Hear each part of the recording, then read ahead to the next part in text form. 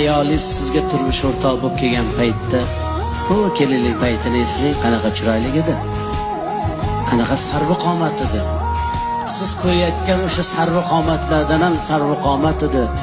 Siz o'sha internetda tomosha qilib o'tirgan go'zallardan ham go'zal edi. Sizni bolalaringizni tug'aman deb, sizni zurriyotlaringizni dunyoga keltiraman deb, to'lg'oq azobiga chidab, tishini tishiga qo'ygan paytda tishlari sinib tushdi. Kechalari yarim tunda uyg'onib, bolangizga alla aytganda ko'zlari qizarib, bedorlikdan, uyqusizlikdan ko'zlarining nurini yo'qotdi. Ko'zlari xiralashdi. Qoshidan qosh berdi, ko'zidan ko'z berdi, yuzidan nur berdi, yuzlariga ajin tushdi.